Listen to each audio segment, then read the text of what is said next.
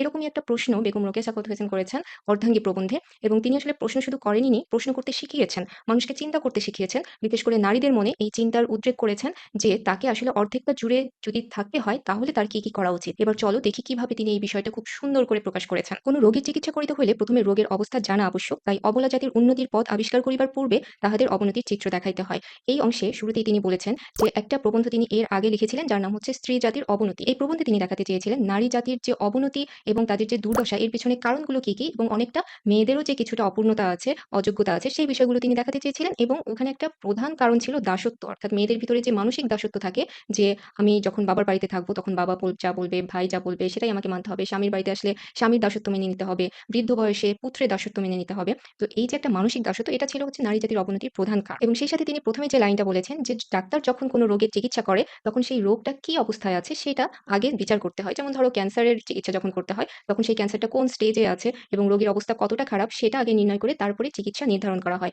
সেই ব্যাপারটা তিনি এখানে ব্যবহার করেছেন যে এই যে আমাদের স্ত্রী জাতির অবনতি বা নারীদের পিছিয়ে পড়া এটা একটা সমাজের রোগ এবং এই রোগটা চিকিৎসা করতে হলে এটা থেকে বের হতে হলে এটা কতটা খারাপ অবস্থায় আছে সেটা তিনি আগে দেখাতে চেয়েছিলেন। ঠিক যেমন রোগের খারাপ অবস্থাটা আগে বর্ণনা করতে হয় এবং সেই খারাপ অবস্থার বর্ণনা করার আগে তিনি তার আগের প্রবন্ধ যে লেখার অভিজ্ঞতা সেটা বলেছেন যে স্ত্রী জাতির অবনতি প্রবন্ধ লেখার পরে বেশ কিছু সমালোচনা ওঠে তার বিরুদ্ধে। তার মধ্যে প্রধান ছিল যে পাঠক-পাঠিকারা এরা ভেবে নিল যে বেগম রোকেয়া সাখাওয়াত হোসেন হয়তো পর্দা প্রথার বিরোধী। অর্থাৎ তিনি চান না যে মেয়েরা পর্দা করুক বা ঘরে থাকুক, এরকম চান না। তাদের ঘর থেকে বের করতে চাচ্ছেন, তাদের পর্দা ছাড়া করতে চাচ্ছেন। এইরকম একটা সমালোচনার মুখে তিনি পড়েন এবং এই বিষয়টা তিনি এই প্রবন্ধের শুরুতে একটু ক্লিয়ার করে নিয়েছেন যে এইখানে গোড়া পর্দাপ্রিয় ভগ্নীদের অবগতির জন্য ২-১ টা কথা বলিয়ে রাখা আবশ্যক বোধ করি। আমি অবরোধ প্রথার বিরুদ্ধে দণ্ডায়মান হই নাই। অবরোধ প্রথা মানে হচ্ছে পর্দা প্রথা। কেহ যদি আমার স্ত্রী জাতির অবনতি প্রবন্ধে পর্দা বিদ্বেষ ছাড়া আর কোনো উদ্দেশ্য দেখিতে না পান, তবে আমাকে মনে করিতে হইবে আমি নিজের মনোভাব উত্তম রূপে ব্যক্ত করিতে পারি নাই অথবা তিনি প্রবন্ধটি মনোযোগ সহকারে পাঠ করেন নাই। তিনি বলেই দিয়েছেন যে এখানে একটা ভুল বোঝাবুঝি তৈরি হয়েছে যে তিনি পর্দা প্রথার বিরুদ্ধে লেখেন নাই। কারণটা হচ্ছে তিনি সকল নারী জাতির উল্লেখ করেছেন এবং এখানে সেটাই বলেছে যে সকল সমাজের মহিলাগণই কি অবরোধে বন্দিনী থাকেন অথবা তাহারা পর্দানসীন নহেন বলিয়া কি আমি তাহাদিগকে সম্পূর্ণ উন্নত বলিয়াছি। অর্থাৎ এই বিষয়গুলো তিনি কিন্তু ওই আগের প্রবন্ধে উল্লেখ করেছেন সেটাই তিনি এখানে ব্যাখ্যা করেছেন এবং তিনি খুব ক্লিয়ারলি এখানে বলে দিয়েছেন যে আমি মানসিক দাসত্বের আলোচনা করেছি। অর্থাৎ যে দাসত্বটা মানসিক, এই মানসিক দাসত্ব তৈরি হয় নারীদের ভিতরেই। তারা নিজেরাই এই দাসত্বটা তৈরি করে নেয় বা মেনে নেয়। এটাই হচ্ছে নারী জাতির অবনতির মূল কারণ। মূল কারণটা কিন্তু পর্দা প্রথা নয়। কোনো একটা নতুন কাজ করিতে গেলে সমাজ প্রথমত গোলযোগ উপস্থিত করে এবং পরে সেই নতুন চালচলন সহিয়া লয়। তাহারই দৃষ্টান্ত স্বরূপ পার্সী মহিলাদের পরিবর্তিত অবস্থার উল্লেখ করিয়াছি। পূর্বে তাহারা ছত্র ব্যবহারের অধিকারিণী ছিলেন না। তারপর তাহাদের বাড়াবাড়িটা সীমা লঙ্ঘন করিয়াছে। তবু তো পৃথিবী ধ্বংস হয় নাই। এখন পার্সী মহিলাদের পর্দামোচন হইয়াছে সত্য, কিন্তু মানসিক দাসত্ব মোচন হইয়াছে কি? অবশ্য হয় নাই। অর্থাৎ মেয়েদের দাসত্ব এবং স্বাধীনতার সাথে পর্দার যে কোনরূপ সংঘর্ষ নেই সেটা তিনি এখানে খুব চমৎকারভাবে ব্যাখ্যা করেছেন ইরানের মহিলাদের দিয়ে। পার্সী হচ্ছে ইরানের অধিবাসী যারা। তো এই ইরানে যেটা হয়েছিল যে একটা সময় ছিল যে পার্সী মহিলারা এতটাই বেশি পর্দার ভিতরে তাদের থাকতে হতো যে তারা ছাতা ব্যবহারেরও অনুমতি পেতেন না। খুব কঠোর ব্যবস্থা ছিল। আর তিনি যখন এই প্রবন্ধটা লিখছেন তখন সমাজ অনেক আধুনিক হয়েছে এবং তখন তারা পর্দা থেকে বের হয়েছে এবং তার ভাষায় এটা বাড়াবাড়ি সীমা লঙ্ঘন করেছে। কিন্তু তাই বলে কি তারা মানসিক দাসত্ব থেকে মুক্ত হয়েছে? কেন হয়নি? কারণ তারা যখন পর্দার ভিতরে ছিল সেটাও যেমন পুরুষের ইচ্ছায় ছিল, আবার যখন পর্দা থেকে বের হয়েছে সেটা পুরুষের ইচ্ছায় বের হয়েছে, নিজের ইচ্ছায় নয়। এই যে নিজের ইচ্ছার অনুপস্থিতি এইটাই হচ্ছে মানসিক দাসত্ব। যে পুরুষ আমাকে যখন যেভাবে দেখতে চেয়েছে আমি তখন সেভাবে থেকেছি। নিজের ইচ্ছা মতো থাকিনি। এইটার বিরুদ্ধেই তিনি কথা বলতে চান এবং সেই সাথে এটাও বলেছেন যে এইরকম আধুনিকতার কোনো অর্থ নেই। যে আধুনিকতা আমার নিজের ইচ্ছার বিরুদ্ধে সেটা পর্দা বিরোধিতা হতে পারে কিন্তু নিজের স্বাধীনতা হতে পারে না এবং সর্বোপরি সেটা প্রশংসনীয়ও নয়। কলম্বাস যখন আমেরিকা আবিষ্কার করতে কৃতসংকল্প হন তখন লোকে তাহাকে বাতুল বলে নাই কি? নারী আপন সত্য স্বামিত্ব বুঝিয়া আপনাকে নরের ন্যায় শ্রেষ্ঠ জ্ঞান করিতে চাহে, ইহাও বাতুলতা বই আর কি। অর্থাৎ যখনই সমাজে নতুন কিছু প্রচলন করতে চাওয়া হয় সমাজ সেটার বিরোধিতা করবেই। কলম্বাস যখন আমেরিকা আবিষ্কার করতে গিয়েছিল সবাই তাকে বলেছিল বাতুল বা পাগল। তো সেরকম নারীরাও যদি নিজের অধিকারের কথা বলতে চায়, তাদের অধিকারটা বুঝে নিতে চায়, সেটাও সমাজের দৃষ্টিতে বলবে যে এটা হচ্ছে পাগলামি। পুরুষগণ স্ত্রী জাতির প্রতি যতটুকু সম্মান প্রদর্শন করেন তাহাতে আমরা সম্পূর্ণ তৃপ্ত হইতে পারি না। লোকে কালী, শীতলা প্রভৃতি রাস প্রকৃতির দেবীকে ভয় করে পূজা করে সত্য। আচ্ছা, এখানে বলা হয়েছে যে পুরুষগণ স্ত্রী জাতিকে যথেষ্ট সম্মান দেয়। আমরা তো আমাদের সাহিত্যে দেখি যে নারীকে দেবী হিসেবে স্থাপন করা হয়েছে, মায়ের পায়ের নিচে বেহেশত স্থাপন করা হয়েছে, মাকে, স্ত্রীকে সম্মানের অতি উচ্চ আসনে বসানো হয়েছে। কিন্তু সেটা শুধু সাহিত্যেই যেন হয়ে থাকে এবং বাস্তবে যেটা কি হয় যে ওই শ্রদ্ধাটা কিন্তু যে নারীটা সংসারে কাজ করছে সেটা আসলে সেইভাবে পায় না। এবং তিনি বলেছেন হিন্দু ধর্মে যেসব দেবীকে শ্রদ্ধা করা হয়, পূজা করা হয় সেগুলোকে ভয় পেয়ে করা হয়। কিন্তু বাস্তবে নারীদের সাথে তো ওই ভয়ের সম্পর্ক নেই এবং ওই শ্রদ্ধাটা কিন্তু আসলে হয় না বা আসে না বা সমাজও সেখানে শিখায় না। নারীকে শিক্ষা দেবার জন্য গুরুলোকে সীতা দেবীকে আদর্শরূপে দেখাইয়া থাকেন। সীতা অবশ্যই পর্দানসীন ছিলেন না। তিনি রামচন্দ্রের অর্ধাঙ্গী, রানী, প্রণয়নী এবং সাহচরী। আর রামচন্দ্র প্রেমিক, ধার্মিক সবই। কিন্তু রাম সীতার প্রতি যে ব্যবহার করিয়াছেন তাহাতে প্রকাশ পায় যে একটি পুতুলের সঙ্গে কোনো বালকের যে সম্বন্ধ সীতার সঙ্গে রামের সম্বন্ধও প্রায় সেইরূপ। তিনি এখানে রাম এবং সীতার উদাহরণ দিয়ে বুঝিয়েছেন যে সীতাকে একটা আদর্শ হিসেবে মানা হয় যে সকল নারী সীতার মতো সতী সাবিত্রী হওয়া উচিত। কিন্তু সীতার আসলে কি অবস্থা ছিল? তার নিজস্ব কোনো ইচ্ছাশক্তি ছিল না এবং তাকে সবসময় তার স্বামীর সাথেই থাকতে হয়েছে। স্বামী যেভাবে চেয়েছে সেভাবেই করতে হয়েছে। এমনকি শেষ পর্যন্ত স্বামীর ইচ্ছা অনুযায়ী তাকে অগ্নি পরীক্ষা দিতে হয়েছে।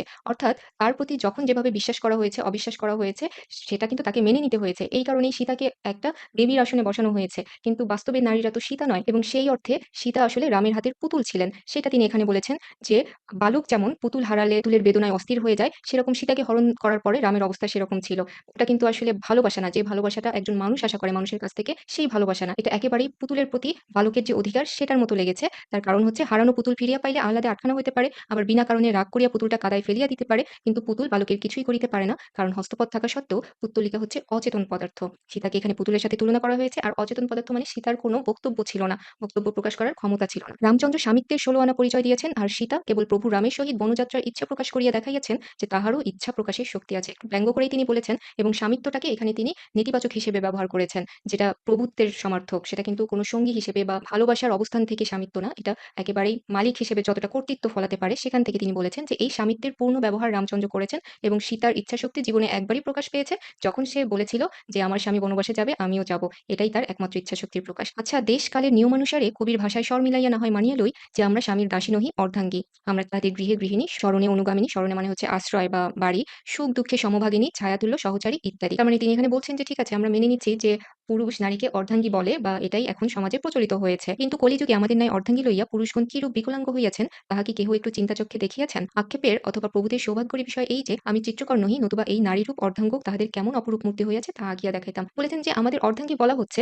কিন্তু আমাদের মতো অর্ধাঙ্গী মানে তো শরীরের অর্ধেক অংশ। তো আমাদের মতো অর্ধেক অংশ নিয়ে তাদের পূর্ণ অংশটা কেমন দেখাবে সেটা তিনি বর্ণনা করতে চাচ্ছেন এবং বলছেন যে তাদের সৌভাগ্য যে আমি ছবি আঁকতে পারি না, না হলে আমি এঁকে দেখাতাম যে এই বিকলাঙ্গ মূর্তিটা কেমন দেখায়। এখন কেন এই বিকলাঙ্গ মূর্তিটা বলছে পরের অংশে খুব সুন্দর করে তিনি ব্যাখ্যা করেছেন। মনে করুন কোন স্থানে পূর্ব দিকে একটি বৃহৎ দর্পণ আছে যাহাতে আপনি আপাদমস্তক নিরীক্ষণ করতে পারেন। অর্থাৎ একটা আয়নার সামনে তিনি দাঁড়াতে বলেছেন এবং একজন পুরুষকে কল্পনা করতে বলেছেন যে আপনার দক্ষিণাঙ্গ ভাগ পুরুষ এবং বামাঙ্গ ভাগ স্ত্রী। দক্ষিণ মানে হচ্ছে ডান দিকের অংশ হচ্ছে পুরুষ এবং বাম দিকের অংশটা স্ত্রী এবং এই দর্পণের সম্মুখে দাঁড়াইয়া কি দেখতে হবে আপনার দক্ষিণ বাহু তার মানে ডান হাত দীর্ঘ ৩০ ইঞ্চি এবং স্থূল, বাম বাহু দৈর্ঘ্যে ২৪ ইঞ্চি এবং ক্ষীণ। দক্ষিণ চরণে বা ডান পা হচ্ছে দৈর্ঘ্যে ১২ ইঞ্চি আর বাম পা অতিশয় ক্ষুদ্র। এখন কেন এই বাম পা ক্ষুদ্র? কারণ ওই যে নারীদের অবস্থার কথা বর্ণনা করছে যে আপনারা বলছেন যে আমরা হচ্ছে আপনার অর্ধাঙ্গী, শরীরের অর্ধেক অংশ। কিন্তু সমান অধিকারটা তো আমরা পাচ্ছি না এবং আমাদের সমাজের যে খুব নিচু অবস্থা, এই অবস্থা নিয়ে যদি আপনি আমাকে অর্ধাঙ্গী বলেন তাহলে সম্পূর্ণ শরীরটা একটা বিকলাঙ্গ মনে হবে। কারণ এক পাশটা অনেক উঁচু, স্থূল, পুষ্ট এবং অন্য অংশটা হচ্ছে ক্ষীণ বা রোগাক্রান্ত বা ছোট। তো এভাবে তো আসলে একটা পূর্ণাঙ্গ মানুষ হতে পারে না এবং আরো ব্যাখ্যা করে বলেছেন যে কাঁধ যদি একটা উঁচু হয় একটা নিচু হয় মাথা তো একদিকে হেলে পড়বে। আবার ২ টা কানের বর্ণনা দিয়েছেন যে দক্ষিণ কর্ণ বা ডান কান হচ্ছে হস্তিকর্ণের ন্যায় বৃহৎ বা হাতির কানের মতো অনেক বড় একটা কান একদিকে, আরেকটা কান হচ্ছে রাসব কর্ণের ন্যায় দীর্ঘ। রাসব মানে হচ্ছে গাধা। অর্থাৎ এক কান হাতির কানের মতো আরেক কান হচ্ছে গাধার কানের মতো। অর্থাৎ অর্ধাঙ্গ বলা হচ্ছে ঠিকই কিন্তু কোনো অংশের সাথে কোনো অংশের মিল নেই। তাহলে তো এভাবে হচ্ছে না। শুধু বড়, বড় শব্দ দিয়েই বর্ণনা করা হচ্ছে কিন্তু বাস্তব বিষয়টা একেবারেই আলাদা। এবং আরো একটা উদাহরণ তিনি বলেছেন যে ঠিক আছে এই মূর্তির কথা বাদ দেন। অন্য একটা বিষয় বলেছেন যে দ্বিচক্র शकট অর্থাৎ ২ চাকাওয়ালা গাড়ি, সাইকেল যেরকম ২ চাকা দ্বিচক্র शकট সেই রকম একটা গাড়ি যদি এরকম হয় যে এক চাকা অনেক বড় এবং আরেকটা চাকা সেই চাকার চেয়ে ছোট তাহলে কি সেই গাড়ি বেশি দূর যেতে পারবে? যদি গাড়িকে বেশি দূরে যেতে হয় তাহলে অবশ্যই চাকাগুলোকে সমান হতে হবে। অর্থাৎ সমাজকে যদি এগিয়ে যেতে হয়, একটা সংসারকে যদি এগিয়ে যেতে হয় তাহলে নারী এবং পুরুষকে অন্তত পক্ষে কাছাকাছি টাইপের হতে হবে, সমান হতে হবে, সমান অধিকার হতে হবে, যোগ্যতায়ও সমান হতে হবে। অধিকার মানে সবকিছু সমান দিলাম এরকম না। নারীদের দিক থেকেও কিন্তু এগিয়ে আসতে হবে এবং যোগ্যতা বৃদ্ধি করতে হবে। না হলে সেই शकট অধিক দূরে অগ্রসর হতে পারবে না এবং সে কেবল একই স্থানে ঘুরিতে থাকবে এবং একই স্থানটা হচ্ছে গৃহকোণ অর্থাৎ শুধু এই বাড়ির মধ্যেই ঘুরবে, বের হয়ে আর সমাজকে এগিয়ে নিয়ে যেতে পারবে না। সমাজের বিধি ব্যবস্থা আমাদিগকে তাহাদের অবস্থা হইতে সম্পূর্ণ পৃথক রহিয়াছে। তাহাদের সুখ দুঃখ এক প্রকার, আমাদের সুখ দুঃখ অন্য প্রকার। অর্থাৎ সমাজের ব্যবস্থাটাই এরকম যে পুরুষের সুখ দুঃখ একরকম হয়ে গেছে, নারীদের সুখ দুঃখ আরেক রকম হয়ে গেছে। চিন্তা ভাবনাটাই ২ ভাগে ভাগ করেছে এবং এখানে রবীন্দ্রনাথের একটা কবিতা দিয়ে একটা উদাহরণ দিয়েছেন যে পুরুষটা বলছে যে, "কেন সখী কোণে কাঁদিছ বসিয়া?" সে তার অল্প বয়স্কা স্ত্রীকে জিজ্ঞাসা করছে, "তুমি কাঁদছো কেন?" এবং তার স্ত্রীর ভাষায় তার দুঃখের কারণটা হচ্ছে, "পুষি মেনিটিরে ফেলিয়া এসেছি ঘরে।" অর্থাৎ নারীর দুঃখ যেন ওই বিড়াল ফেলে আসার দুঃখ, এইটাই হচ্ছে তার সবচেয়ে বড় দুঃখ। এটা রবীন্দ্রনাথের কবিতা অনুযায়ী এবং আবারও যখন বর জিজ্ঞাসা করে, "কি করিছ বনে কুঞ্জ ভবনে? খেতেছি বসিয়া টোপা ফুল।" আবার বর যখন তাকে জিজ্ঞাসা করে যে, "জগৎ ছানিয়া কি দিব আনিয়া জীবন করি ক্ষয়? তোমাতরে সখী বলো করিব কি?" তখন তার স্ত্রী বলে, "আরো কুল পারো গোটা ছয়।" অর্থাৎ স্ত্রীর আকাঙ্ক্ষা হচ্ছে এই পর্যন্তই যে আরো কিছু বড়ই পেরে আনো। তার মানে সমাজে সমাজের নারী সদস্যদের আশা আকাঙ্ক্ষা, দুঃখবোধ এগুলো কি এটা যেন সমাজে নির্ধারণ করে দেয় এবং সমাজের ধারণা যেটা সে প্রচার করতে চায়, প্রকাশ করতে চায় যে এইসব ছোটখাটো বিষয়ই হচ্ছে নারীর জগৎ। এর চেয়ে বড় জগৎ সে পেতে পারে না। সুতরাং দেখা যায় কন্যাকে এরূপ শিক্ষা দেওয়া হয় না যাহাতে সে স্বামীর ছায়াতুল্য সহচরী হইতে পারে। প্রভুদের বিদ্যার গতির সীমা নাই, স্ত্রীদের বিদ্যার দৌড় সচরাচর বোধোদয় পর্যন্ত। অর্থাৎ সমাজই এরকম একটা সিস্টেম তৈরি করে দিয়েছে যে নারীরা সেই সুযোগটা পাচ্ছে না যে পুরুষের সহচরী হতে পারে। তার মানে তিনি আগে যে একটা বিকলাঙ্গ আকৃতির বর্ণনা দিয়েছেন সেটার দায় কিন্তু নারী পুরুষ আছেই তো, সবারই আছে এবং সমাজেরও আছে। কারণ এই সুযোগটা দিতে হবে যাতে একটা পাশ শরীরের একটা পাশ আরেকটা পাশের সমান হতে পারে। স্বামী যখন পৃথিবী হতে সূর্য ও নক্ষত্রের দূরত্ব মাপেন, স্ত্রী তখন একটা বালিশের ওয়ারের দৈর্ঘ্য প্রস্থ সেলাই করিবার জন্য মাপেন। অর্থাৎ স্বামী যেখানে নক্ষত্রের দূরত্ব মাপছে, স্ত্রী মাপছে বালিশের কভার। স্বামী যখন কল্পনার সাহায্যে সুদূর আকাশে গ্রহ নক্ষত্রমালা বেষ্টিত সৌরজগৎ বিচরণ করেন, সূর্যমণ্ডলের ঘনফল তুলাদণ্ডে ওজন করেন, অর্থাৎ মহাকাশ নিয়ে বা বিজ্ঞানের অন্য বিষয় নিয়ে খুব গুরুত্বপূর্ণ গবেষণা করছেন একজন স্বামী, তার স্ত্রী কি করছে? রন্ধনশালায় বিচরণ করেন, চাউল-ডাউল ওজন করেন এবং রাঁধুনির গতি নির্ণয় করেন। অর্থাৎ তার জগৎটা রান্নাঘরের মধ্যেই সীমাবদ্ধ। বলি জ্যোতির্বিদ্যা মহাশয়, আপনার পার্শ্বে আপনার সহধর্মিণী কই? অর্থাৎ যে অর্ধাঙ্গী বলছেন সেটা শুধু শব্দেই বলছেন, কিন্তু আপনার জীবনে তো আপনার অর্ধাঙ্গী নেই। বোধহয় গৃহিণী যদি আপনার সঙ্গে সূর্যমণ্ডলে যান, তবে তথায় পৌঁছিবার পূর্বেই উত্তাপে বাষ্পীভূত হইয়া যাইবেন, তবে সেখানে গৃহিণী না যাওয়াই ভালো। একটু খোঁচা দিয়ে বলছেন যে আপনার স্ত্রীও যদি আপনার সাথে গবেষণায় করেন বা সূর্যের কাছাকাছি যান, তাহলে বোধহয় সূর্যের আগুনে সে পুড়ে যাবে। এই কারণে স্ত্রীকে আপনারা গবেষণায় অংশ নিতে দিচ্ছেন না। অনেকে বলেন স্ত্রীলোকদের উচ্চশিক্ষার প্রয়োজন নাই। মেয়ে চর্বচস্য রাঁধিতে পারে, বিবিধ প্রকার সেলাই করিতে পারে, ২-৪ খানা উপন্যাস পাঠ করিতে পারে, ইহাই যথেষ্ট। এটা অনেকের মনোভাব, যেটা এখনো হয়তোবা অনেকের মধ্যে আছে যে মেয়েদের অত পড়াশোনার দরকার নেই। মেয়েরা হচ্ছে ঘরের কাজ শিখবে, সেলাই শিখবে, তারপরে রান্নাবান্না শিখবে, তাহলেই যথেষ্ট। আর বেশি আবশ্যক নাই। কিন্তু ডাক্তার বলেন যে আবশ্যক আছে। যেহেতু মাতার দোষগুণ লইয়া পুত্রগণ ধরাধামে কণ্ঠস্থ বিদ্যার জোরে FA, ABA পাস হয় বটে, কিন্তু বালকের মনটা তাহার মায়ের সহিত রান্নাঘরেই ঘুরিতে থাকে। ইদানিংকালে বিজ্ঞান কি বলছে যে একজন মায়ের সন্তান কেমন হবে, তার দৈহিক শক্তি কতটা হবে, মেধা মনন কতটা হবে, সেটা তার মায়ের উপরে নির্ভর করছে। এ কারণে বলছে যে সমাজ হয়তো একরকম বলে মেয়েদের শিক্ষার প্রয়োজন নেই, কিন্তু ডাক্তাররা এখন উল্টোটা বলছে। আমার জনৈক বন্ধু তার ছাত্রকে উত্তর দক্ষিণ প্রভৃতি দিক নির্ণয়ের কথা বুঝাচ্ছিলেন। একটা উদাহরণ দিচ্ছে তার বন্ধুর, যে তার ছাত্রকে তিনি কোনটা কোন দিক সেটা শিখাচ্ছিলেন এবং এখানে একটা কৌতুক আছে ছোট, যে শেষে তিনি প্রশ্ন করলেন, যদি তোমার দক্ষিণ হস্ত পশ্চিমে এবং বাম হস্ত পূর্বে থাকে, তবে তোমার মুখ কোন দিকে থাকবে? অর্থাৎ ডান হাতটা থাকবে হচ্ছে পশ্চিম দিকে আর বাম হাতটা থাকবে হচ্ছে পূর্ব দিকে। তাহলে মুখটা কোন দিকে থাকবে? স্বাভাবিকভাবেই দক্ষিণ দিকে হওয়ার কথা। কিন্তু এই ছেলে কি উত্তর করল? আমার পশ্চাৎ দিকে, অর্থাৎ পিছনের দিকে। তো এই যে বালকের মাথায় বুদ্ধিশুদ্ধির যথেষ্ট অভাব আছে, এর জন্য তিনি মনে করছেন যে ওই যে সে যে তার মায়ের সাথে থাকে, মা সারাক্ষণ রান্নাঘরে থাকে, মায়ের যথেষ্ট পড়াশোনা করা হয়নি। কাজেই তার বুদ্ধিটা যথেষ্ট গড়ে ওঠে নাই, বা মায়ের সাহচর্যে যতটা তার মেধাবী হয়ে ওঠার কথা ছিল সেটা হয়নি। এর কারণটা হচ্ছে মায়েরা শিক্ষিত নয়। যদি শিক্ষিত থাকতো, ছোট, ছোট এসব কমন সেন্স গুলো তার ভিতরে গড়ে উঠত। যাহারা কন্যার ব্যায়াম করা অনাবশ্যক মনে করেন, তাহারা দৌহিত্র চোখে হৃষ্টপুষ্ট পালোয়ান দেখতে চান কি? অর্থাৎ অনেকেই তাদের মেয়েরা যে ব্যায়াম করবে এটা একেবারেই অপ্রয়োজনীয় মনে করেন। কিন্তু তারা তাদের দৌহিত্র অর্থাৎ নাতি, মানে মেয়ের ছেলে, তো এদেরকে কিন্তু ঠিকই আবার শক্তিমান দেখতে চায় বা তাদের শরীরে শক্তি দেখতে চায় এবং তাদের এই নাতি যাতে ঘুষি খেয়ে থাপ্পড় মারতে পারে এরকম ইচ্ছাও তারা পোষণ করেন। কিন্তু নাতি কিন্তু এরকম শক্তিমান হবে না যদি তার মেয়েটা রোগা থাকে। এটাই তিনি পরের লাইনে বলেছেন যে তাহারা সুকুমারী গোলাপ লতিকায় কাঁঠাল ফলাইতে চান। অর্থাৎ মেয়েকে বানিয়েছেন গোলাপের লতার মতো নরম কোমল, কিন্তু সেখানে কাঁঠালের মতো শক্ত ফল আশা করছেন। খ্রিস্টিয়ান সমাজে যদিও স্ত্রী শিক্ষার যথেষ্ট সুবিধা আছে, তবু রমণী আপন সত্ত্ব ১৬ আনা ভোগ করিতে পায় না, তাহাদের মন দাসত্ব হইতে মুক্তি পায় না। স্বামী ও স্ত্রী কতক পরিমাণে জীবনের পথে পাশাপাশি চলিয়া থাকেন বটে, কিন্তু প্রত্যেক উত্তমার্ধই বা বেটার হাফ তাহাদের অংশীর বা পার্টনারের জীবনে আপন জীবন মিলাইয়া তন্ময়ী হইয়া যান না। স্বামী যখন ঋণ জালে জড়িত হইয়া ভাবিয়া ভাবিয়া মরমে মরিতেছেন, স্ত্রী তখন একটা নতুন টুপির চিন্তা করিতেছেন, কারণ তাহাকে কেবল মূর্তিমতী কবিতা হইতে শিক্ষা দেওয়া হইয়াছে, তাই তিনি মনোরমা কবিতা সাজিয়া থাকতে চান। ঋণ দায়রূপ গদ্য অবস্থা তিনি বুঝতে অক্ষম। এবারে তিনি খ্রিস্টান সমাজের উল্লেখ করে বলেছেন যে খ্রিস্টান সমাজ যথেষ্ট অগ্রসর এবং সেখানে স্ত্রীকে অনেক সুবিধা দেওয়া হয় বা শিক্ষার ব্যবস্থা করে দেওয়া হয়, কিন্তু সেখানেও মেয়েরা মানসিক দাসত্ব থেকে মুক্তি পায় না এবং এটার জন্য অনেকটা মেয়েরাও দায়ী এবং তারা নিজেরাও কিন্তু দায়িত্ববোধটা অনুভব করে না বা করতে চায় না, যে তাদেরও একটা সংসারের প্রতি দায়িত্ব আছে। যেখানে তাকে সুবিধা দেওয়া হচ্ছে তাকেও তো তার বিনিময়ে কিছু দিতে হবে। এই জিনিসটা ওই মেয়ের ভিতরেও তৈরি হয় না, এটাকেও তিনি দাসত্ব বলেছেন এবং সেখানে বলেছেন যে স্বামী যখন ঋণ জালে জড়িত, তখন তো সে অংশগ্রহণ করতে পারে, স্বামীর দুঃখ দূর করার চেষ্টা করতে পারে বা নিজে কাজ করার চেষ্টা করতে পারে, কিন্তু সেটা না করে সে একটা সুন্দর জীবন বেছে নিয়েছে, যে সে সেলাই-টেলাই করবে, এটা করেই দিন শেষ এবং সে জীবনের কঠিন বাস্তবতার মুখোমুখি হতে চায় না। এটাকেই তিনি গদ্য আর পদ্যের রূপকে বলেছেন, যে পদ্য হচ্ছে একটা কবিতার মতো সুন্দর একটা বিষয় তার জীবন হবে, সে নিজে একটা কবিতার মতো বিষয় হবে, কিন্তু গদ্যের মতো বাস্তবিক হবে না, কঠিন কোনো কিছুর সম্মুখীন সে হতে চায় না। এখন মুসলমান সমাজে প্রবেশ করা যাও। মুসলমানের মতে আমরা পুরুষের অর্ধেক, অর্থাৎ ২ জন নারী একজন নরের সমতুল্য। এবার তিনি মুসলিম সমাজের কথা বলছেন এবং এখানে যে সম্পত্তি বন্টনের বিষয় আছে সেই বিষয়ে তিনি আলোকপাত করেছেন, যে ছেলে যে অংশটা পায়, নারী পায় হচ্ছে তার অর্ধেক এবং সেখানে যদি ২ টা ভাই আর ১ টা বোন থাকে কোনো পরিবারে, তাহলে সেখানে সব মিলিয়ে হবে ২.৫ জন। সম্পত্তির ভাগটা হবে ২.৫। আপনারা মোহাম্মদী আইনেও দেখতে পাইবেন যে বিধান আছে, পৈতৃক সম্পত্তিতে কন্যাপুত্রে অর্ধেক ভাগ পাইবে। এই নিয়মটি কিন্তু পুস্তকেই সীমাবদ্ধ। যদি আপনারা একটু পরিশ্রম স্বীকার করিয়া কোনো ধনবান মুসলমানের সম্পত্তি বিভাগ করা দেখেন কিংবা জমিদারি পরিদর্শন করতে যান, তবে দেখিবেন কার্যত কন্যার ভাগে শূন্য কিংবা যৎসামান্য পড়িতেছে। এটা একেবারেই বাস্তব কথা। সবাই হয়তো এ বিষয়ে দেখে থাকবে বা আরেকটু বড় হলে বুঝবে যে আইন অনুযায়ী যদিও মেয়েদের অর্ধেক সম্পদ দেওয়ার কথা হয়, যে একটা ছেলে যতখানি পাবে তার অর্ধেক পাবে মেয়ে। কিন্তু বাস্তবে কিন্তু সেটা দেওয়া হয় না। কারণ কি? সম্পত্তি যখন ভাগ করা হয়, ভাইয়েরা বলে, "ও তো আসবেই আমাদের বাড়িতে, খাবে-দাবে, একে আবার কেন সম্পত্তি দিতে হবে?" আবার বোনেরাও মনে করে যে সম্পত্তি চাইলে ভাইয়ের সাথে সম্পর্ক নষ্ট হবে, আসা যাওয়ার পথটা বন্ধ হয়ে যাবে। কি দরকার এত জটিলতার মুখে গিয়ে? তো অনেক কিছু চিন্তা করে ২ পক্ষই কিন্তু শেষ পর্যন্ত এই সম্পত্তির সুষম বন্টনটা হয় না। আমি এখন অপার্থিব সম্পত্তির কথা বলব। এটা তো গিয়েছে বস্তুগত সম্পত্তির কথা তিনি বললেন যে এখানে সুষম বন্টন হয় না। এখন অপার্থিব সম্পত্তিটা কি? যেটা বস্তুগত নয়, অর্থাৎ স্নেহ, মমতা, ভালোবাসা, এই বিষয়গুলো কেন সুষম বন্টন হচ্ছে না, সেই বিষয়ে তিনি এখন বলবেন। পিতার স্নেহ, যত্ন ইত্যাদি অপার্থিব সম্পত্তি এবং এখানেও যথেষ্ট পক্ষপাতিত্ব করা হয়। ওই যত্ন, স্নেহ, হিতৈষিতার অর্ধেকই কি আমরা পাই? অর্থাৎ যেটা বস্তুগত সম্পদ বন্টনের একটা আইন আছে যে ভাই যতখানি পাবে বোন পাবে তার অর্ধেক। কিন্তু অবস্তুগত যে সম্পদ, পিতার স্নেহ, মমতা, এইগুলোর ক্ষেত্রে তো কোনো আইন নেই এবং ওই অর্ধেকও আমরা সবসময় পাই না। সেটার কিছু উদাহরণ তিনি দিয়েছেন যে পুত্রের সুশিক্ষার জন্য ৪ জন শিক্ষক নিযুক্ত করা হয়ে থাকে। কিন্তু মেয়ের শিক্ষার জন্য কি ২ টা শিক্ষক নিযুক্ত করা হয়? অর্থাৎ সমাজ তো তখন অনেক বেশি পিছিয়ে ছিল।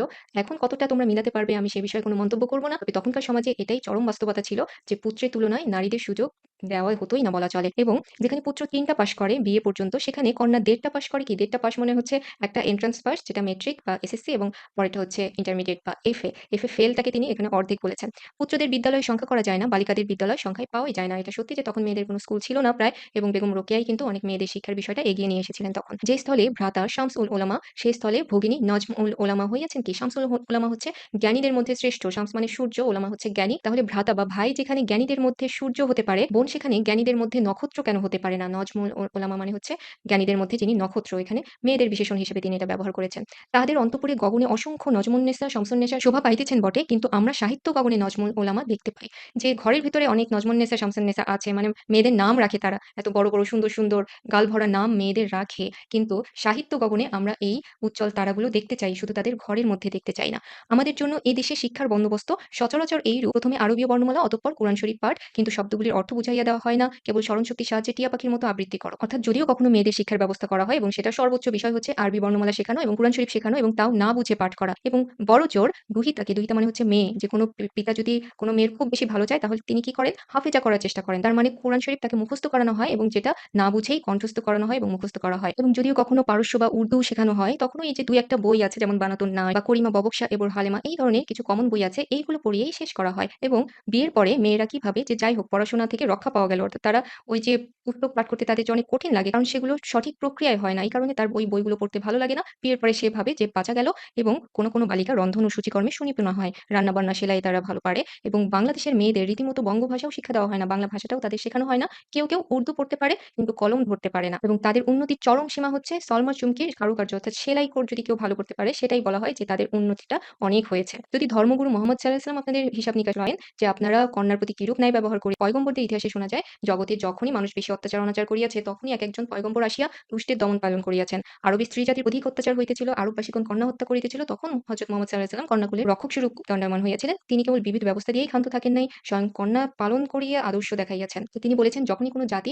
অনেক অন্যায় অবিচার করা শুরু করেছে তখন তাদেরকে রক্ষা করার জন্য কোনো না কোনো নবী প্রেরণ করা হয়েছে এবং আরবের অধিবাসীরা যখন মেয়েদের উপর অনেক অত্যাচার করত, কন্যা শিশু জীবন তো পুঁতে ফেলত, তখন কিন্তু এই অবস্থা থেকে তাদের উত্তরণের জন্য হযরত মুহাম্মদ সাঃ প্রেরণ করা হয়েছিল এবং তিনি শুধু এই অবস্থার পরিবর্তনই করেননি, মেয়েদের অধিকারের বিষয়টা নিশ্চিত করেছিলেন এবং নিজের জীবনেও কিন্তু তিনি সেটা প্রতিফলন করিয়েছেন। তার জীবনটা ফাতেমাময় হয়েছে, অর্থাৎ তিনি ফাতেমাকে এত স্নেহ করতেন এবং সেটা অন্য মানুষদের জন্য, তার অন্য সাহাবীদের জন্য শিক্ষণীয় হয়ে গিয়েছিল। কিন্তু এই বিষয়টা এখন তো মোটেও সেরকম না। সেটাই তিনি বলেছেন যে যদি আপনাদের প্রিয় নবী আপনাদের জিজ্ঞাসা করেন যে তোমরা আমাদের শেখানো কি করলে? তাহলে আপনারা কি জবাব দিবেন? আহা! তিনি নাই বলিয়া আমাদের এই দুর্দশা, তবে আইসো ভগিনীগণ আমরা সকলে সমস্বরে বলি করিমা ববকশা এবার হালিমা, অর্থাৎ করিম অবশ্যই আমাদের কৃপা করবেন। সবকিছু যেন আল্লাহর উপরে ছেড়ে দেওয়া, যে আল্লাহ আমাদের দেখবেন বা দয়া করবেন, যেহেতু সাধনায় সিদ্ধি। আমরা করিমের অনুগ্রহ লাভের জন্য যত্ন করলে অবশ্যই তার করুণা লাভ করব। আমরা ঈশ্বর ও মাতার নিকট ভ্রাতাদের অর্ধেক নহি। অর্থাৎ আমরা ঈশ্বরের কৃপা লাভ করতে পারি। কারণ ঈশ্বরের কাছে কিন্তু আমরা কখনোই অপার্থিব স্নেহ মমতায় অর্ধেক হওয়ার কথা যেটা পিতার কাছে ছিল, ঈশ্বরের কাছে কিন্তু সেটা না এবং মায়ের স্নেহও কিন্তু আমরা বঞ্চিত নই। সেটা যদি হতো, এরূপ স্বাভাবিক বন্দোবস্ত হইতো, পুত্র সেখানে ১০ মাস স্থান পাইবে,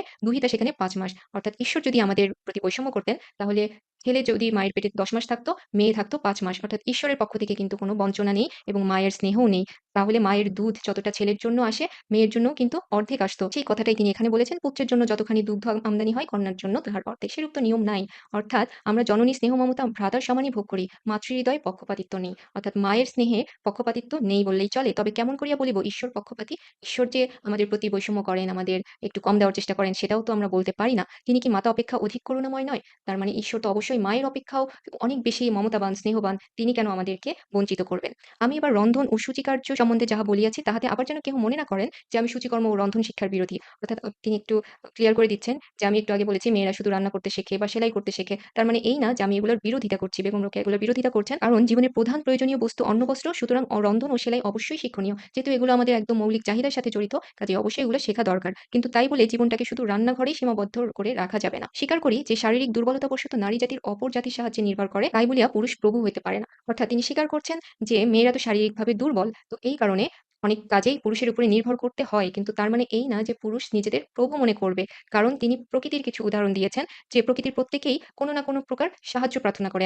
প্রকৃতির একটা অংশ আরেকটা অংশের উপরে সাহায্যের জন্য নির্ভরশীল। যেমন ধরো তরুলতা যেমন বৃষ্টির সাহায্য প্রার্থী, মেঘও সেইরূপ তরুর সাহায্য চায়। অর্থাৎ বৃষ্টি হতে হলে মেঘ যেমন তৈরি হতে হয় এবং বৃষ্টিটাই তরুলতাকে বাঁচিয়ে রাখে, সেরূপ বৃষ্টি তৈরি হওয়ার জন্য, মেঘটা তৈরি হওয়ার জন্য কিন্তু ওই তরুলতার ভূমিকা আছে। জল বৃদ্ধির নিমিত্ত নদী বর্ষার সাহায্য পায়, মেঘ আবার নদীর নিকট ঋণী। মেঘ হচ্ছে নদী থেকেই তো তৈরি হয়। আবার জল বৃদ্ধির জন্য নদী আবার মেঘের নিকট ঋণী। কিন্তু তাহলে কি হচ্ছে? তবে তরঙ্গিনী কাদম্বিনীর স্বামী না কাদম্বিনী তরঙ্গিনীর স্বামী? তরঙ্গিনী হচ্ছে নদী আর কাদম্বিনী মেঘ। যে একজন যে আরেকজনের উপর নির্ভর করছে, তার মানে কি একজন আরেকজনের স্বামী? তাহলে আমরা যদি পুরুষের উপরে নির্ভর করি, তাহলে পুরুষ কেন নিজেকে স্বামী বলে? এখানে একটু বলে রাখি, স্বামী কথাটার কিন্তু একটা অর্থ আছে, সেটা হচ্ছে প্রভু। যারা অনেক বেশি জ্ঞানী বা খুব সম্মানের চোখে দেখা হয়, তাদের বলা হয় স্বামী। তো এই যে স্বামীর আইডিয়াটা কিন্তু ওখান থেকেই এসেছে যে স্বামী হবে স্ত্রীর সবচেয়ে সম্মানের জায়গা, সেখানে কোনো আপত্তি নেই। কিন্তু প্রভু অর্থটাকেও কিন্তু এখানে ধারণ করা হয় এবং সেটাকেই বেগম রোকেয়া ফোকাস করতে চেয়েছেন। সে কেন প্রভু হতে চাইবে বা স্বামী হতে চাইবে? নির্ভরশীলতার জন্যই যদি স্বামী নাম দেওয়া হয়, তাহলে তো ওই মেঘ নদীর স্বামী হতো বা নদী মেঘের স্বামী হতো। এই স্বাভাবিক নিয়মের কথা ছাড়িয়া কেবল সামাজিক নিয়মে দৃষ্টিপাত করিলেও আমরা তাহা দেখি। কেহ সূত্রধর, কেহ তন্তুবায় ইত্যাদি। অর্থাৎ সমাজে বিভিন্ন পেশাজীবী মানুষ, কেউ কাঠের কাজ করছে, যারা ছুতার তারা হচ্ছে সূত্রধর, তন্তুবায় হচ্ছে যিনি কাপড় বোনেন বা তাঁতি। একজন ব্যারিস্টার ডাক্তারের সাহায্য প্রার্থী, আবার ডাক্তারও ব্যারিস্টারের সাহায্য চাহেন। তো সমাজে বিভিন্ন পেশাজীবী মানুষ একজন আরেকজনের সাহায্য ছাড়া কিন্তু চলতে পারে না। কিন্তু তাই বলে ডাক্তারকে ব্যারিস্টারের স্বামী বলব, নাকি ব্যারিস্টারকে ডাক্তারের স্বামী? অর্থাৎ সাহায্য ছাড়া বা একজনের ভূমিকা ছাড়া সমাজের কোনো পেশাজীবী মানুষই কিন্তু চলতে পারে না। সেখানেও তো তাহলে স্বামিত্বের বা প্রভুত্বের বিষয় নেই। তাহলে একটা মেয়ে একটা ছেলের উপরে নির্ভরশীল হলে কেন সেখানে প্রভুত্ব আসবে বা ওই বিষয়টা প্রতিষ্ঠা করা হবে যে যেহেতু সে আমার উপর নির্ভরশীল, আমিই তার স্বামী। আমরা উত্তমার্ধ, তাহারা নিকৃষ্টার্ধ, আমরা অর্ধাঙ্গী, তাহারা অর্ধাঙ্গ। অবলার হাতেও সমাজের জীবনের মরণের কাঠি আছে। যেহেতু না জাগিলে সব ভারত ললনা, এই ভারত আর জাগিতে পারিবে না। প্রভুতের ভীরুতা কিংবা তেজস্বিতা জননীর ইচ্ছার উপর নির্ভর করে। তবে কেবল শারীরিক বলের দোহাই দিয়া অদূরদর্শী ভাতৃমহোদয় যেন শ্রেষ্ঠত্বের দাবি না করেন। অর্থাৎ মেয়েরা যদি নিজেদের যত্ন নেয়, তাহলে কিন্তু একটা সুস্থ সবল জাতি গঠন হবে। তবে শুধু এই শারীরিক শক্তি বা দৈহিক আকৃতি এটার দোহাই দিয়ে যেন পুরুষ নিজেদের শ্রেষ্ঠ বলে না মনে করেন যে নারীরা দুর্বল, নারীরা সকল কাজ করতে পারবে না। তা আমরা যেহেতু পারবো, আমরা হচ্ছি শ্রেষ্ঠ। আমরা পুরুষের ন্যায় সুশিক্ষা ও অনুশীলনের সম্যক সুবিধা না পাওয়ায় পশ্চাতে পড়িয়াছি। অর্থাৎ নারী জাতি যে পিছনে পড়ে আছে, তার মানে হচ্ছে যথেষ্ট সুযোগ সুবিধা পাচ্ছে না তারা। সমনা সুবিধা পাইলে আমরাও কি শ্রেষ্ঠত্ব লাভ করিতে পারিতাম না? শৈশব আত্মনিন্দা শুনিতেছি, তাই এখন আমরা অন্ধভাবে পুরুষের শ্রেষ্ঠতা স্বীকার করি এবং নিজেকে অতি তুচ্ছ মনে করি। অনেক সময় হাজার হোক ব্যাটা ছেলে বলিয়া ব্যাটা ছেলেদের দোষ মাফ করিয়া অন্যায় প্রশংসা করি। এই তো ভুল। অর্থাৎ আমরাও যেরকম ছোটবেলা থেকে শুনে এসেছি মেয়েরা যে ছেলেরা এরকম করবে, ওরকম করবে। আরো অনেক বিষয় নিয়ে বলা হয়ে থাকে যে হ্যাঁ, তুমি মেয়ে, তুমি এই পর্যন্তই থাকো। এই বিষয়গুলো যে আমরা মেনে নিচ্ছি এবং মেনে নিতে আমরা পিছিয়ে পড়ছি, এটা হচ্ছে আমাদের ভুল। অর্থাৎ মেয়েদেরও কিছু সীমাবদ্ধতা আছে, কিছু ভুল আছে, যে এই যে একটা অবনতি, নারী জাতি পিছিয়ে পড়ে যাচ্ছে, এর জন্য কিন্তু মেয়েদেরও কিছু সমস্যা আছে। এই সমস্যার দিকেই এবার তিনি আঙুল তুলেছেন। আমি ভগিনীদের কল্যাণ কামনা করি, তাহাদের ধর্মবন্ধন বা সমাজবন্ধন ভিন্ন করিয়া তাহাদিগকে একটা উন্মুক্ত প্রান্তরে বাহির করিতে চাই না। অর্থাৎ তিনি বলছেন যে আমি মেয়েদের উন্নতি চাই, তাদের ভালো চাই। তার মানে এই না যে আমি তাদের ঘর থেকে বের করে আনতে চাই, তাদের পর্দা থেকে বের করে আনতে চাই এবং মানসিক উন্নতি করতে হলে যে হিন্দুকে হিন্দুত্ব বা খ্রিস্টানকে খ্রিস্টানি ছেড়ে চলে আসতে হবে, মুসলমানকে ইসলাম ছেড়ে চলে আসতে হবে। বিষয়টা কিন্তু এরকম না। মানসিক দাসত্ব থেকে মুক্ত হতে হলে যে ধর্মে আছে, যে সমাজ ব্যবস্থায় আছে, সেখানে থেকেও এই দাসত্ব থেকে মুক্ত হতে পারে এবং এই মুক্ত হওয়ার প্রত্যাশাটাই কিন্তু তিনি করেছেন। সমাজের সবকিছু বন্ধন বা রীতিনীতি ভেঙে ফেলার কথা কিন্তু তিনি বলেননি। আমরা যে কেবল উপযুক্ত শিক্ষার অভাবে অবনত হইয়াছি, তাই বুঝিতে ও বুঝাইতে চাই। অর্থাৎ তিনি পর্দা প্রথার বিরুদ্ধে না। তিনি বলতে চাচ্ছেন যে আমরা উপযুক্ত শিক্ষার অভাবে পিছিয়ে আছি এবং এটাই তিনি বোঝাতে চাচ্ছেন। অনেকে হয়তো ভয় পাইয়াছেন যে বোধহয় একটা পত্নী বিদ্রোহের আয়োজন করা হইতেছে, অতএব ললনাগণ দলে, দলে উপস্থিত হইয়া বিপাকী রাজকীয় কার্যক্ষেত্রে হইতে তাড়াইয়া দিয়া সেই পদগুলি অধিকার করিবেন। অর্থাৎ তিনি এবার পুরুষদের বলছেন যে আপনারা হয়তো ভাবছেন যে আমি একটা আন্দোলনের ডাক দিচ্ছি এবং মেয়েরা এবার দলে, দলে এসে আপনাদের জায়গাগুলো সব কেড়ে নিবে বা আপনাদের সরিয়ে আপনাদের পেশাগুলো ছিনিয়ে নিবে। সেরকম উদ্দেশ্য কিন্তু বেগম রোকেয়ার নেই। পুরুষগণ আমাদিগকে সুশিক্ষা হইতে পশ্চাৎপদ রাখিয়াছেন বলিয়া আমরা অকর্মণ্য হইয়া গিয়েছি। ভারতে ভিক্ষু ও ধনবান এই ২ দল লোক অলস এবং ভদ্রমহিলার দল কর্তব্য অপেক্ষা অল্প কাজ করে। এবার তিনি মেয়েদের বিষয়ে বলেছেন যে এটা ঠিক যে পুরুষগণ হয়তো আমাদের শিক্ষার ব্যবস্থা করেনি। কিন্তু মেয়েদের সমস্যা কি? তারা তাদের যে দায়িত্ব সেটাও ঠিকমতো করে না। তাদের কর্তব্য অপেক্ষা কাজ করে কম। আমাদের আরামপ্রিয়তা খুব বাড়িয়াছে। অর্থাৎ মেয়েরা কিন্তু অলসও। চাইলেও নিজের শিক্ষার ব্যবস্থা নিজেরা করতে পারত। কিন্তু ওই যে কি দরকার? আমি তো ভালোই আছি। স্বামীর উপরে নির্ভর করে খাচ্ছি, দাচ্ছি, ঘুমাচ্ছি। তো এটা আর খারাপ থাকা কোথায়? এইটা হচ্ছে মেয়েদের সমস্যা যেটা পুরো জাতির উপর প্রভাব ফেলছিল। আমাদের হস্তপদ, মন, চক্ষু ইত্যাদির সদ্ব্যবহার করা হয় না। আমাদের যে একটা সুযোগ আছে, একটা ক্ষমতা আছে, আমরা চাইলে কিছু করতে পারি সেটা আমরা ব্যবহার করি না। আমাদের সম্ভাবনাটা আমরা কাজে লাগাই না। ১০ জন রমণীরত্ন এক হইলে ইহার বিশেষত আপন, আপন অর্ধাঙ্গের নিন্দা এবং প্রশংসা করিয়া বাকপটুতা দেখায় আবশ্যক হইলে কোন্দলও চলে। তো ১০ টা মেয়ে এক হলে কি করে? যে মাঝে, মাঝে ঝগড়াও করে এবং যেটা খুব কমন সেটা হচ্ছে স্বামীর পরনিন্দা করে। কার স্বামী তাকে কি অত্যাচার করছে, কি যন্ত্রণা দিচ্ছে, এইসব বিষয়েই তারা বেশি কথা বলে। তারা যে শিক্ষা নিয়ে কথা বলবে বা কিভাবে নিজের অবস্থার উন্নতি করা যায়, এই চিন্তা কিন্তু মেয়েদের ভিতরেও নাই। এই সমস্যাটাও কিন্তু মেয়েদের পিছিয়ে আনছে এবং যেটা তিনি আগেও বলেছেন যে পুরুষরা শিক্ষার ব্যবস্থা করে নাই এটা যেমন ঠিক, সেরকম মেয়েরাও নিজেরাও চায় না, এটাও ঠিক এবং এটাও একটা বড় সমস্যা। আশা করি এখন স্বামীর স্থলে অর্ধাঙ্গ শব্দ প্রচলিত হইবে। অর্থাৎ তিনি একটু খোঁচা দিয়ে বলেছেন যে যদি মেয়েদের এরকম অর্ধাঙ্গী বলা হয়, ছেলেদেরও এখন থেকে অর্ধাঙ্গ বলা হোক। অনেক বড় একটা প্রবন্ধ, কিন্তু আমি তোমাদের জন্য খুব সংক্ষেপে কিছু পয়েন্ট বের করেছি যে এত বড় প্রবন্ধকে যদি আমরা সংক্ষেপ করি তাহলে তার মূল ভাবটাকে কিভাবে প্রকাশ করা যায় বা বেগম রোকেয়া আসলে কি বলতে চেয়েছেন? সেই প্রধান বিষয়গুলো হচ্ছে পর্দা প্রথা নিয়ে তার বিদ্বেষ নেই, যেটা তিনি ১ম এ এবং মাঝখানেও ক্লিয়ার করেছেন যে তিনি আসলে নারীদের ঘর থেকে শুধু বের করতে চান না, পর্দার বাইরে নিয়ে আসতে চান না। সেটা তিনি চাচ্ছেন যে মানসিক দাসত্ব থেকে মুক্ত হতে। পর্দা প্রথা নিয়ে তার কোনো কথা নেই। মানসিক দাসত্ব দূর করার কথা বলেছেন। এটাই হচ্ছে সেটার ২য় পয়েন্ট যে তার এই প্রবন্ধের মূল ভাবটা কিন্তু এইটাই, অনেক অংশ জুড়ে এটাই বলেছেন যে মেয়েদের মানসিক দাসত্ব দূর করতে হবে। যে ভিতরে যাতে চিন্তা জাগ্রত হয় যে আমারও একটা অধিকার আছে এবং শুধু অধিকার নয়, আমার কর্তব্যও আছে। স্বামীর প্রতি, সংসারের প্রতি এবং সমাজের প্রতি একটা কর্তব্য আছে। এই কর্তব্য পালন করার জন্য যখন একটা মেয়ে চিন্তা করবে, তখন তার মানসিক দাসত্ব মুক্ত হবে। দেবীর সম্মান নয়, মানুষ হিসেবে মর্যাদা প্রতিষ্ঠার কথা বলেছেন। অর্থাৎ নারীকে শুধু আমরা শব্দ দিয়ে, সাহিত্য দিয়ে সমাজের উঁচু আসনে বসিয়েছি, এটা একেবারেই কাজের না। আমরা যাতে মানুষ হিসেবে নারীকে সমান মর্যাদা দিতে পারি, সেটাই তিনি বলতে চেয়েছেন। নারীদের যোগ্যতা বৃদ্ধির কথা বলেছেন। নারীদের এটা নিজেদের প্রচেষ্টা হতে হবে। নিজে থেকে যাতে যোগ্য হওয়ার চেষ্টা থাকে। সম্পদ এবং ভালোবাসার সুষম বন্টনের কথা বলেছেন। এটা তোমাদের ব্যাখ্যা করেছি আগেই যে শুধু বস্তুগত বিষয় নয়, যে জিনিসগুলো অপার্থিব যেমন স্নেহ মমতা সেগুলোও যেন মেয়েদের প্রতি সমান দেওয়া হয়, এটাও তিনি বলতে চেয়েছেন এবং নারীদের জ্ঞান চর্চার প্রতি উদ্বুদ্ধ করেছেন। সর্বোপরি নারীরা যাতে শিক্ষিত হতে পারে এবং নিজে থেকে চেষ্টা করে, পড়াশোনা করে, এই বিষয়টাই ছিল তার উদ্দেশ্য। এই উদ্দেশ্যর জন্যই আসলে তিনি এত কিছু বলেছেন। নারীরা যখন জ্ঞান চর্চা করবে তখন খুব স্বাভাবিকভাবেই আর নারীদের নিয়ে এই যে স্ত্রী জাতির অবনতি, অর্ধাঙ্গী বা তিনি যত বিষয়ে কথা বলতে চেয়েছেন, এই কথাগুলো বলার আর প্রয়োজন হবে না। এই কারণেই তিনি বারবার বলেই গেছেন এবং বলেই গেছেন। আশা করি প্রবন্ধটা কিছুটা হলেও তোমরা বুঝতে পেরেছ। সবাইকে ধন্যবাদ জানিয়ে শেষ করছি। ভালো থেকো।